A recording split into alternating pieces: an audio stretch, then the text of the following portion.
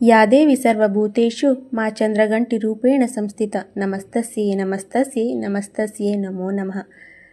ನವರಾತ್ರಿಯ 3ನೇ ದಿನ ನಾವು ನವದುರ್ಗೆಯ 3ನೇ ಅವತಾರದಲ್ಲಿ ಚಂದ್ರಘಂಟಾ ದೇವಿಯನ್ನು ಪ್ರಾರ್ಥಿಸುತ್ತೇವೆ. ಚಂದ್ರಘಂಟ ಹೆಸರೇ ಹೇಳುವ ಹಾಗೆ ಈಕೆ ಹಣೆಯಲ್ಲಿ ಚಂದ್ರನನ್ನು ಹೊತ್ತು ಗಂಟೆ ಆಕೃತಿಯಲ್ಲಿ ಇರುವವಳು ಎಂದರ್ಥ.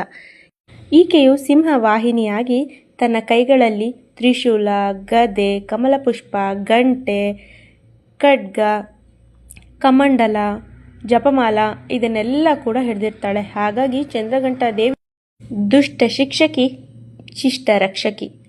ಈಕೆ ತನ್ನ ಭಕ್ತರಿಗೆ ಸೌಮ್ಯವಾದ ರೂಪವನ್ನು ತೋರಿಸ್ತಾಳೆ. ಅದೇ ದುಷ್ಟರಿಗೆ ಈಕೆ ತನ್ನ ರೌದ್ರಾವತಾರವನ್ನೇ ತೋರಿಸ್ತಾಳೆ. ಹಾಗಾಗಿ ನಾವು ಚಂದ್ರಘಂಟನ ಪೂಜೆ ಮಾಡೋದ್ರಿಂದ ಶಕ್ತಿ, ಸಮೃದ್ಧಿ, ಸೌಮ್ಯತೆ ಪ್ರತೀಕವಾಗಿ ನಾವು ಚಂದ್ರಘಂಟಾ ದೇವಿಯನ್ನು ಪೂಜಿಸಲ್ಪಡ್ತೀವಿ.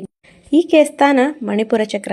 ಅಂದರೆ ನಮಗೆ ಶಕ್ತಿ, ಧೈರ್ಯ ಮತ್ತು ಮಮತೆ, ಕರುಣೆ ಎಲ್ಲವೂ ಕೂಡ ಮಣಿಪುರ ಚಕ್ರದಿಂದ ಒದಗಿ ಬರುತ್ತೆ. ಭಕ್ತರ ಪಾಲಿಗೆ ಸೌಮ್ಯ ಸ್ವರೂಪಿಣಿ, ಕರುಣಾಮಯಿ, ದಯಾಳು ತಾಯಿ ಚಂದ್ರಘಂಟಾ ದೇವಿ ರಕ್ಷಕಿಯಾಗಿ ಕೂಡ ನಮ್ಮನ್ನು ಕಾಪಾಡ್ತಾಳೆ.